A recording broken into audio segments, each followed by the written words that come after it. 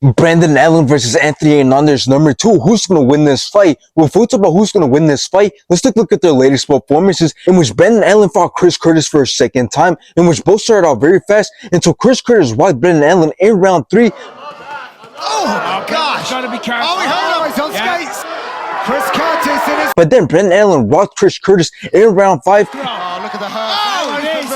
Last few seconds. And Brandon Allen won by decision.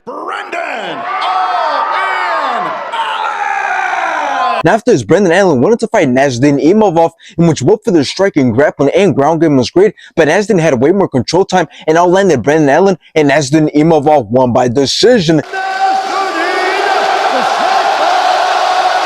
Now let's take a look at Anthony Hernandez's latest performances, in which he fought Roman Kopylov, in which both started off great in round 1, until Anthony Hernandez got Roman Kopylov in a rear naked choke and made him tap in round 2.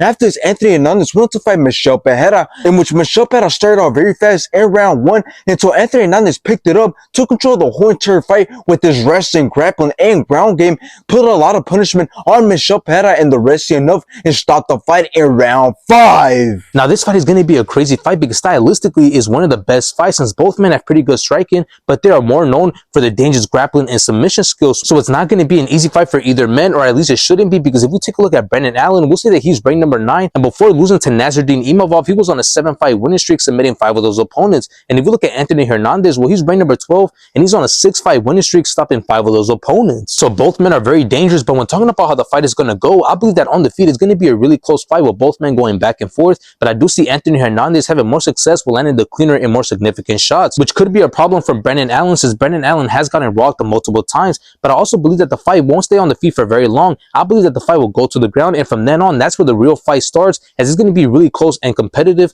But I do think that Anthony Hernandez will control the fight on the feet and on the ground, since he does seem to be a lot more dominant. So in the end, I got Anthony Hernandez coming out on top and beating Brandon Allen. I truly believe that he has what it takes to compete at the highest level. He's all around dangerous in every aspect, and I truly believe that he will have no problem entering the top 5 and beating Sean Strickland, Israel Adesanya, and Robert Whittaker.